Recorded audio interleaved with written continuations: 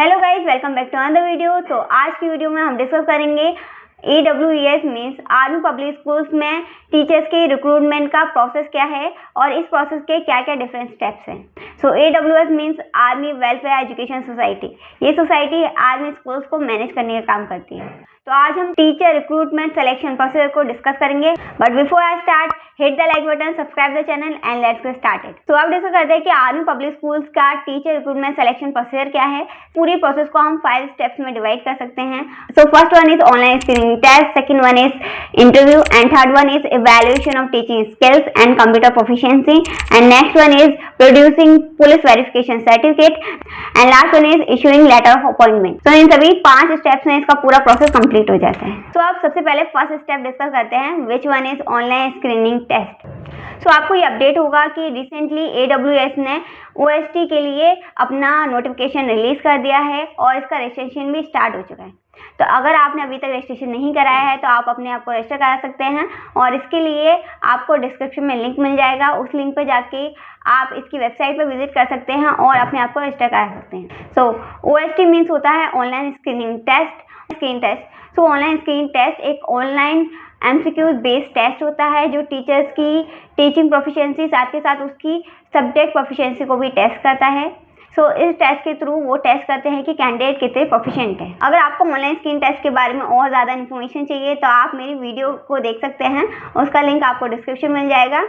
And अब आगे चलते हैं। तो इस टेस्ट को पास करने के लिए ज़रूरी है कि आपने मोर देन 50% स्कोर किया हो। तो इस एग्जाम को पास करने के बाद आप आर्मी पब्लिक स्कूल की परमानेंट और टेम्परेरी दोनों तरह की पोस्ट के लिए अप्लाई कर सकते हैं और उनकी इंटरव्यू में अपीयर हो सकते हैं। OST टेस्ट को पास करने वाले कैंडिडेट को आर्मी पब्लिक स्कूल अपनी वैकेंसीज में प्रेफरेंस देता है। सो ऑनलाइन स्क्रीन टेस्ट के बाद सेकेंड स्टेप है interview. So online screen test pass करने के बाद आपको आर्मी पब्लिक स्कूल्स की वैकेंसीज के लिए वेट करना होता है। आप इन वैकेंसीज का डिफरेंट सोर्सेज से पता लगा सकते हैं, जैसे कि आपको आर्मी पब्लिक स्कूल की वेबसाइट यानी AWS की वेबसाइट पर डेली विजिट करना होगा। आप रेगुलर बेसिस पर जब विजिट करते रहेंगे तो आपको अपडेट मिलते रहेंगे। आप लोकल न्यूज़पेपर में भी इसके लिए जानकारी देख सकते हैं कि कब आर्मी पब्लिक स्कूल्स की वैकेंसी आ सकती हैं। एंड तीसरा, अगर आप आर्मी पब्लिक स्कूल्स के आसपास रहते हैं तो आपको उनके नोटिस बोर्ड भी चेक कर सकते हैं कि उन्होंने वैकेंसी से रिलेटेड कोई नोटिस बोर्ड तो नहीं लगाया है। तो इस तरह से आप अपडेट रह सकते हैं कि वैकेंसी कब आ रही है। जब भी आर्मी पब्लिक स्कूल अपनी वैकेंसी निकालते हैं तो उस पर अप्लाई करने के लिए सिर्फ ऑफलाइन मोड होता है जिसके थ्रू आप अप्लाई कर सकते हैं। तो इसके लिए आप बाय पोस्ट भी अप्लाई कर सकते हैं और चाहें तो आप खुद स्कूल में जाकर अपना फॉर्म सबमिट कर सकते हैं। तो अप्लाई करने के लिए आर्मी पब्लिक स्कूल एक एप्लीकेशन फॉर्म निकालते हैं और आपको अपनी सारी डॉक्यूमेंट के साथ ये एप्लीकेशन फॉर्म अटैच कर स्कूल में सबमिट कर सकते हैं, या तो आप बाय पोस्ट अपने एप्लीकेशन फॉर्म को भी सबमिट कर सकते हैं। तो इस तरह से आपकी एप्लीकेशन सबमिट हो जाती है। एंड अप्लाई करने के बाद आपको अपनी मेल पर अपडेट चेक करते रहना होता है, क्योंकि आर्मी पब्लिक स्कूल्स आपको इंटरव्यू के लिए कॉल सिर्फ आपके मेल के थ्रू करते हैं। वो आपको मेल सेंड करते हैं रिगार्डिंग आपके इंटरव्यू डिटेल्स। तो आपको अपनी मेल को रेगुलर बेसिस पे चेक करना होता है कि कहीं वहाँ से आपके लिए कोई इंटरव्यू कॉल तो नहीं आया है, ताकि आपकी जो इंटरव्यू डेट है वो आपसे मिस ना हो। So after interview third step है evaluation of teaching skills and computer proficiency.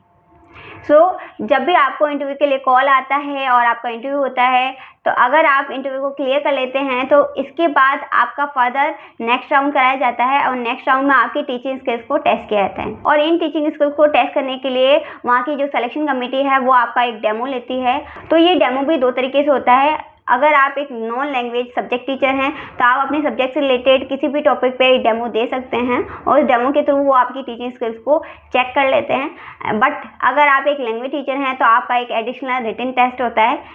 सो उस रिटन टेस्ट में आपसे ऐसे राइटिंग, कॉम्प्रिहेंशन, सॉल्विंग, ये सारे क्वेश्चन सॉल्व कराए जाते हैं, जिससे कि आपकी लैंग्वेज स्किल्स को टेस्ट किया जाता है। सो ये सब करने के बाद अगर आप इस राउंड को भी क्लियर कर लेते हैं तो आपका नेक्स्ट राउंड होता है कंप्यूटर प्रोफिशिएंसी का, जिसमें आपकी कंप्यूटर प्रोफिशिएंसी को चेक किया जाता है कि आप कंप्यूटर्स के साथ, टेक्नोलॉजी के साथ कितने फैमिलियर हैं। सो इसमें आपको MS word, PowerPoint, Excel and आपकी जनरल कंप्यूटर नॉलेज को चेक किया जाता है। सो आपकी इन स्किल्स को टेस्ट करने के लिए वो माइक्रोसॉफ्ट से रिलेटेड कोई भी फाइल प्रिपेयर करने के लिए आपसे कह सकते हैं और एक्सेल में आपसे कोई स्टूडेंट रिपोर्ट तैयार करवा सकते हैं, स्टूडेंट का रिजल्ट तैयार कराते हैं, या किसी तरह की और इन्फॉर्मेशन, टेबल्स या चार्ट इस तरह के बनवाते हैं। एंड पावर पॉइंट के लिए आपसे एक बेसिक प्रेजेंटेशन तैयार करने के लिए कहते हैं, जिससे कि वो आपकी प्रेजेंटेशन स्किल्स को भी चेक कर सकें। एंड इसके बाद भी वो आपकी टेक्नोलॉजी के साथ फ्रेंडलीनेस को चेक करने के लिए भी ये पूरा प्रोफिशिएंसी टेस्ट लेते हैं। तो फाइनली डेमो टीचिंग देने के बाद और कंप्यूटर प्रोफिशिएंसी टेस्ट को क्लियर करने के बाद आपका लास्ट स्टेप होता है कि वो एक पुलिस वेरिफिकेशन सर्टिफिकेट प्रोड्यूस करके आर्मी पब्लिक अथॉरिटीज़ को देना होता है। एंड ये सर्टिफिकेट आप ज्वाइनिंग के 1 महीने के बाद भी सबमिट कर सकते हैं। सो इस सर्टिफिकेट को सबमिट करने के बाद आर्मी पब्लिक स्कूल के अथॉरिटीज़ के द्वारा अगर आपको फाइनली सेलेक्ट किया जाता है तो आपको एक अपॉइंटमेंट लेटर इश्यू कर दिया जाता है और आप आर्मी पब्लिक स्कूल्स में एक टीचर बन जाते हैं। तो यहाँ पे एक एडिशनल पॉइंट है कि अगर आपने टेम्परेरी पोस्ट के लिए अप्लाई किया है तो आपका इंटरव्यू लोकल सिलेक्शन बोर्ड के द्वारा कराया जाता है। अगर आपने परमानेंट पोस्ट के लिए अप्लाई किया है तो आपका इंटरव्यू सेंट्रल सिलेक्शन बोर्ड के द्वारा कंडक्ट कराया जाता है। एंड ये बोर्ड आपका इंटरव्यू लेने के बाद आपको अगर फाइनल अपॉइंटमेंट देता है तो आपके जो फाइनल अपॉइंटमेंट है उसकी जो लोकेशन है वो आपके क्लस्टर के अकॉर्डिंग होगी। आपने जिस क्लस्टर के लिए इंटरव्यू दिया है उस क्लस्टर में आपको किसी भी आर्मी पब्लिक स्कूल में अपॉइंटमेंट दी जा सकती है या आपका ट्रांसफ़र किया जा सकता है। अगर आपको कन्फ्यूज़न है कि क्लस्टर क्या होता है, तो इंडिया में डिफरेंट आर्मी जोन्स हैं और इन डिफरेंट आर्मी जोन्स में डिफरेंट जगह पर आर्मी पब्लिक स्कूल्स हैं। In different army public school को डिफरेंट क्लस्टर में डिवाइड कर मतलब कुछ गिनती की 4, 5, 6 स्कूल्स और उनकी डिफरेंट लोकेशन को एक क्लस्टर में रखा है। इस तरह से कई सारे क्लस्टर हैं। तो आप इन क्लस्टर्स की लिस्ट को AWS की नोटिफिकेशन में भी चेक कर सकते हैं और इस नोटिफिकेशन की लिंक आपको डिस्क्रिप्शन में मिल जाएगा। अगर आप चाहें तो आप www.awsindia.com वेबसाइट पर जा सकते हैं और वहाँ पर भी नोटिफिकेशन में क्लस्टर की लिस्ट को चेक कर सकते हैं और आप जान सकते हैं कि आपका होम टाउन है या फिर आप जिस भी जगह पर जॉब करना चाहते हैं वो किस क्लस्टर में आता है और आपको किस किस जगह पर अपॉइंटमेंट मिल सकती है।